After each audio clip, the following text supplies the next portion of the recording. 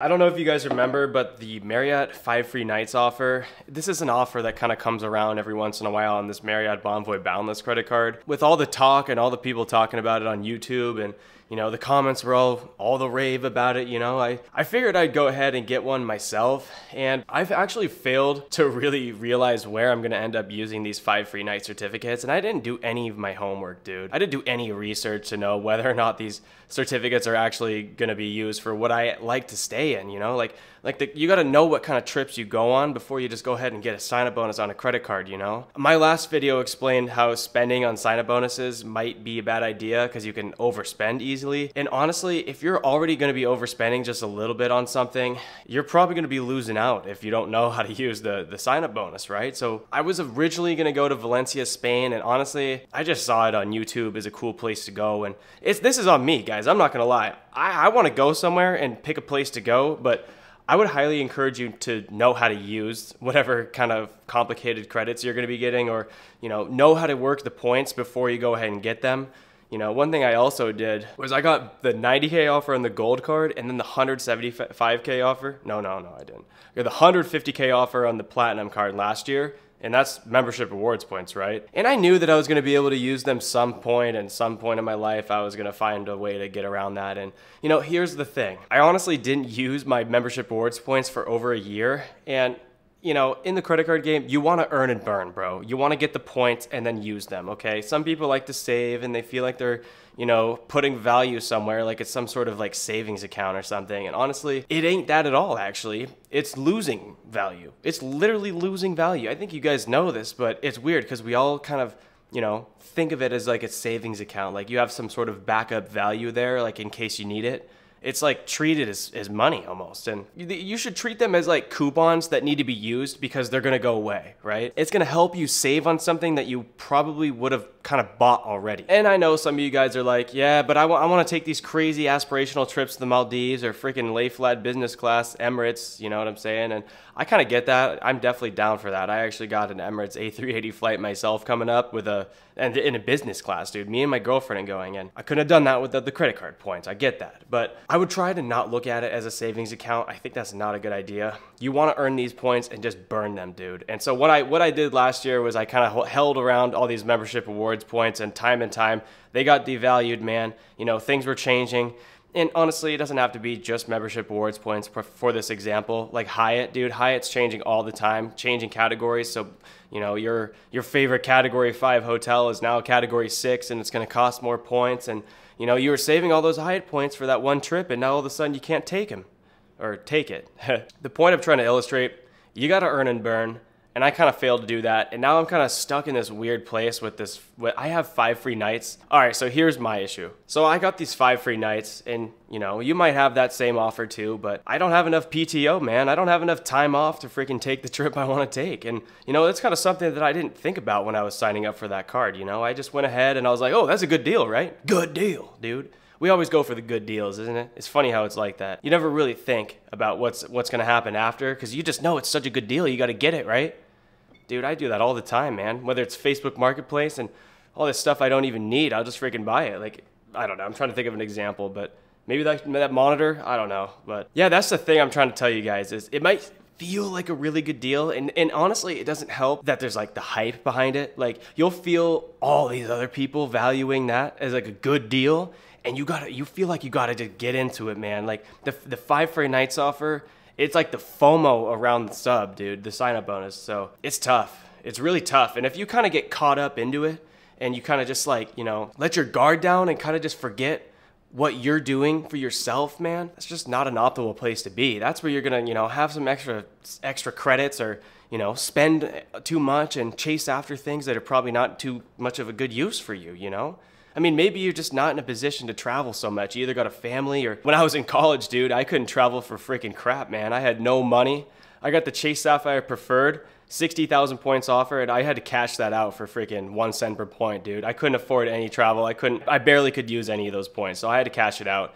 And I know 600 bucks is nice, but you got to just know what you're getting into, dude. You got to know. And so the point of this video is to just kind of watch what you're doing. Like my last video was watch your spending, and now this one's kind of like you know, be aware of what you're going for. You want to know how to use the points before you get them. And it sounds kind of dumb because people want to save up points. People want to have the ability to take trips later, right? And just figure it out all later, man. But you got to realize, guys, to get these crazy Maldives, like aspirational 2, 3, 4, 5, 6, 7 point redemptions, you gotta know what you're doing, man. And it's freaking tough, okay? Because first of all, the airlines, the issuers, and the hotels, they don't want it to happen, okay? They don't want you to find that 3 cent per point redemption, okay? They don't want you to get that. They don't want you to even figure it out. Like ANA The Room, dude, good luck trying to get any of those, dude. I know that's the new hot, like, ANA The Room business class, you know, the best freaking business class product in 2024. And you know what, guys? I've been trying to find it for the last, like, dude, I don't know, like 6 months pretty much. From Seattle, from SFO, from JFK. I can't find anything, dude.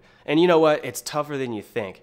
And I just wanted to tell you, because it doesn't seem really tough when everyone's seemingly doing it online, like there's no big deal, you know? It's really easy to redeem in the portal, and that's kind of what I do for my domestic flights, but some of these crazy aspirational stuff, you know, it's tough to figure out. And so honestly, when people say your mileage may vary, that kind of is like a red flag to me. Like, of course your mileage may vary, but it basically means I found this cherry-picked thing that's kind of like really specialized and it kind of works for like a video or like something else, but you got to figure out your own thing, and it's really difficult, and it's going to take hours and time and all these, you know what I'm saying, guys? Like, I'm not trying to pick on anybody or anything like that. It is just tough, dude. It's tough. I mean, even making a video as an example, just talking about something that you could theoretically redeem for and get 2, 3, 4, 5 cents per point, that's already hard enough, man. You know, it's tough to find anything out there. So I don't know. I use Seats.aero. You can kind of find stuff, get around it a little bit. You know, Air Canada Aeroplan will help you search out some good business class products. You know, you can find some stuff there. It's going to be around 2 cents per point. That's nice. You know, it's not too bad. You know, I guess one thing is also the valuation of like the heft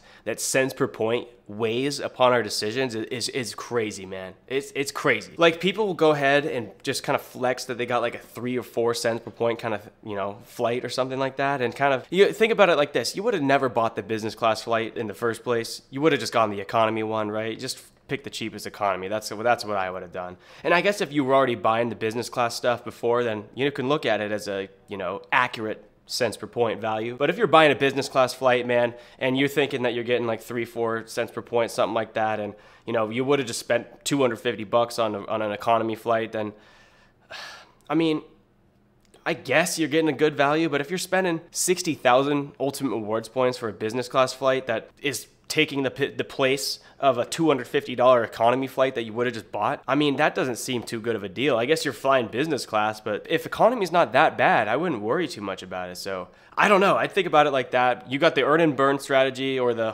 hold and freaking like the hodl Bitcoin strategy and hang on to it forever. I mean, honestly, that's pretty much it. Like, the whole cents per point argument is just like, you know what you're getting into, right? Know how to use the points or credits or whatever before you get the card. You got to know, man. And it's got to fit your life. You know, some people think they're going to travel and just might not be able to do it. I'm talking about these 5 free nights because honestly, dude, I did it for myself. I thought I fell kind of into the hype, man.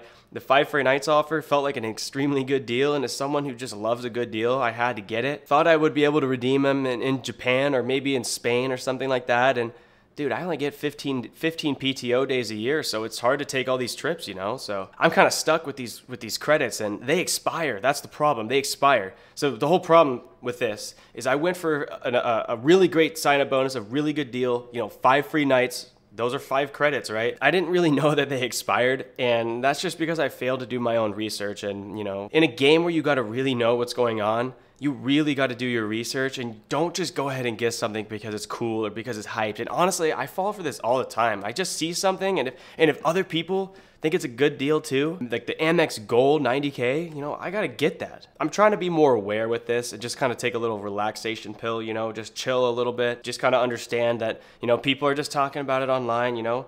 People are excited for things, you know. It's the same old like hyped up cryptocurrency kind of Bitcoin thing, you know. People always want to get something when it's cool and when it's hyped, because then you can either talk about it or tell all your friends about it, and they think it's cool too. So that's kind of something that I've noticed in the game, you know. You just got to be careful, man. I think, you know, everyone's out here, you know, doing their own thing, and that's cool. There's nothing wrong with it. So that's kind of it. I just wanted to let you guys know that I'm the one that made the mistake here. I made the 5 free nights offer mistake. I'll probably end up using it somewhere, but it wasn't this big old lavish, you know, Spain trip that I thought it was going to be, or even Japan. It'll probably be like South Carolina or something, or like Miami. I kind of want to go to Florida. I've never been, so you don't have to have these crazy redemptions either. If it works for you, then it works. So yeah, dude, that's pretty much it. I'm gonna go take a little walk now. It's my lunchtime break, so sun's good, 77 degrees. All right, guys, take it easy. See ya.